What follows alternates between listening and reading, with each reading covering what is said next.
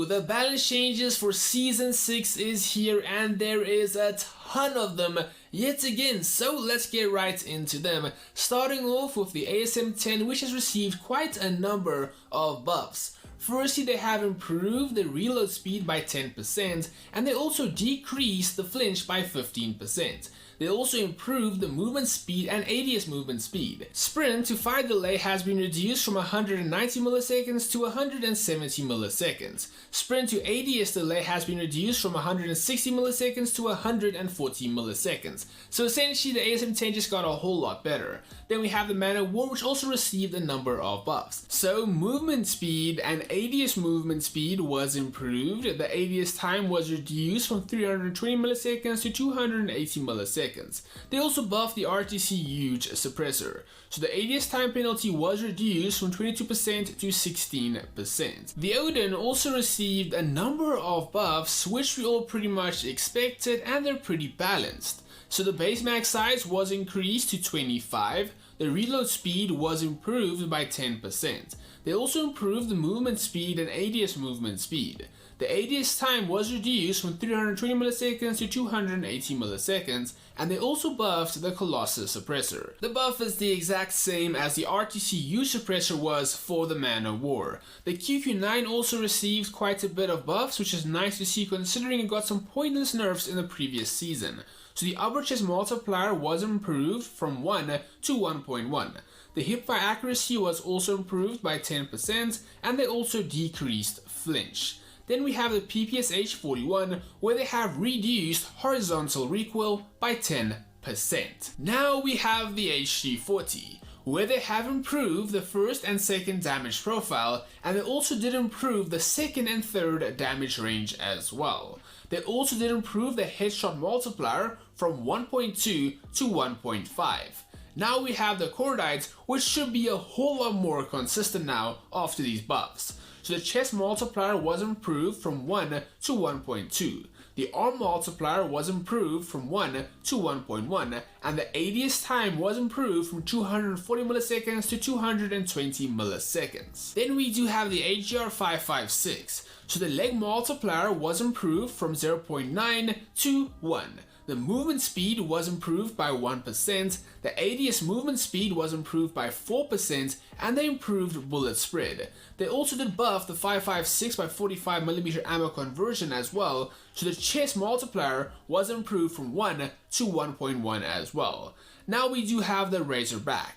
So the upper chest and lower arm multiplier was improved from 1 to 1.1, and they also did reduce recoil. Now over here it also says reduce bullet spread while moving. That is a mistake. Your bullet spread is actually going to worsen when you move, not improve. Next we do have the DRH, which has received quite a number of buffs as well. So firstly, they improved the headshot multiplier from 1.2 to 1.3. They also improved the arm multiplier from 1 to 1.15. Now the damage profiles were also improved for the third and fifth damage profile, and the range was also improved from the second range onwards. And also in Battle Royale, they did improve the second and third ranges as well. Next we have the KN-44, so the sprint to fire delay was reduced from 150 milliseconds to 130 milliseconds. The arm multiplier was improved by 1 to 1.1. The tactical reload time was improved from 1.9 seconds to 1.7 seconds. Also, full reload time was improved from 2.6 seconds to 2.5 seconds. Then we do have the LK-24. So the sprint to fire delay was reduced by 170 milliseconds to 150 milliseconds. Tactical reload time was improved from 2.1 seconds to 1.9 seconds, and full reload time was improved from 2.7 seconds to 2.5 seconds. Next we have a number of guns where they have reduced the firing intensity. Essentially the aim shake has been reduced for a number of different guns. So okay, now next we have a very bizarre change, and that is all weapons swap speed for multiplayer has been improved by 30%, excluding the rytec and the shorty.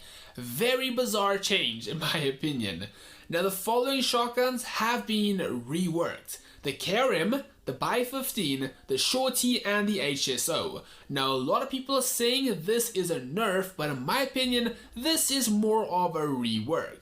So as you guys can see, for these shotguns, they have increased the number of pellets quite significantly, but also what they have done is the number of damage the pellets do inflict was also reduced. So it's not really a nerf, so to say, it's more of a rework for these shotguns, and it is going to be very interesting to see how this does play out. I also want to note, all shotgun changes also apply to Battle Royale. Moving on, some more, we have the HS2126, where the damage per pellet was increased for the first, second, and fourth profile, and the range was also improved for the second and third range. Now for the Jack 12, the damage per pellet was improved for the second, third, and fourth profile. The reactor core also received a buff that have increased the radius from 6 meters to 9 meters. TAC 5 received a pretty massive buff that have increased the HP buff from 50 to 70, quite a massive buff for TAC 5.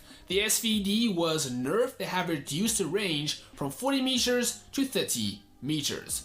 The K9 unit was nerfed yet again, they have reduced the HP from 150 to 120. Kinetic armor also received a pretty big nerf as well. They have reduced the HP from 150 to 100 and also reduced the charge rate as well. So definitely a pretty big nerf for kinetic armor. Purifier also did receive a nerf, but it is nothing crazy. They reduced the duration from 30 seconds to 25 seconds. The Purifier is still gonna be really good. This nerf not gonna do too much. Now for the Gravity Vortex Gun, they have significantly increased the projectile speed. The ammo capacity was also increased from 2 to 3, and the maximum projectile travel distance was increased from 20 meters to 40 meters. For the Tempest, they have reduced the charge time. Now, 2 that I did miss out is for the Echo. The range was buffed for the second range.